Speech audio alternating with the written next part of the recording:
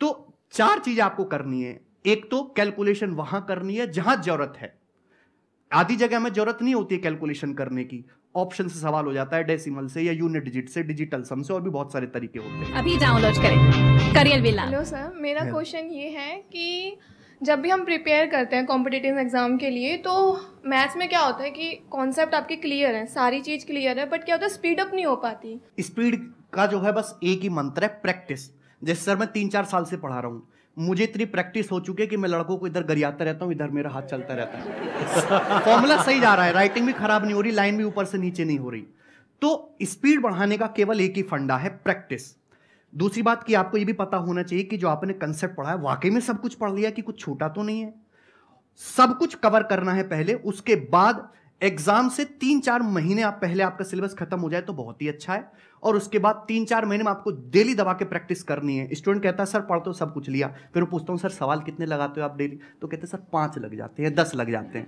मैंने कहा 5-10 से क्या हो रहा है, कम से कम 100 क्वेश्चंस आपके डेली पर डे होने चाहिए। और आप 3 महीने तक लगातार करोगे तो गारंटी है कि आपका जो है सिलेक्शन पक्का होगा। और sir one more question, table कैसे याद करें? टेबल याद करें। टेबल मतलब क्या, जैसे पहाड़े सर। 2 2 4 4 4 16, तो इसमें क्या बड़ी बात है? मेरे को आते हैं, बताओ कौन सा टेबल, कहाँ तक के? 10 तक के मेरे को आते हैं टेबल। 10 10 100, 20 20 400, बताओ कहाँ के, कौन से टेबल?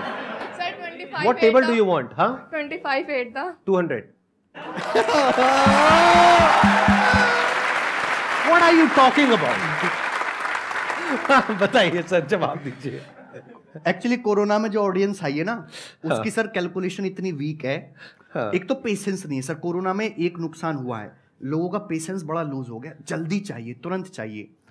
कैलकुलेशन आजकल की पीढ़ी की जो आ रहा है वो इंग्लिश में तेज हैं, वो टेक्निकल कामों में तेज हैं, सोशल मीडिया चलाने में तेज है, लेकिन उनकी मैथ्स की कैलकुलेशन बहुत खराब है। टेबल्स तो आपको 30 तक याद करने होंगे, और मैं सजेस्ट करूंगा कि टेबल्स हमेशा हिंदी में याद करो। अंग्रेजी में जैसे सर ने बोला ना 2 1 2, गलत बात है।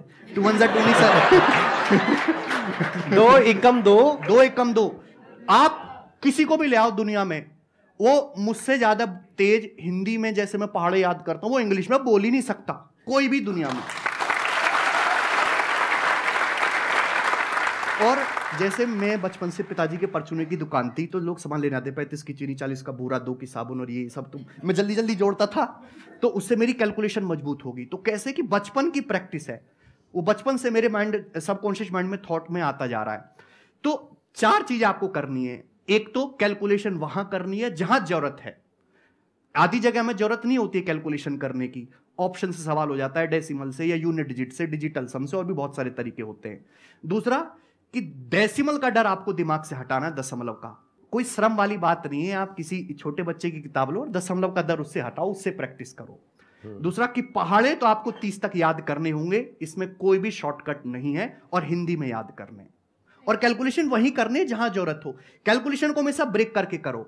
जैसे कि मैं आपसे कहूं 98 into 7 क्या होता है, तो 98 की 7 में कभी गुणा मत करो। 98 को 100 - 2 लिख के 7 के पहले 100 में गुणा करो, 700, फिर 14 घटा लो आप, 686, इस हिसाब से। Thank you sir.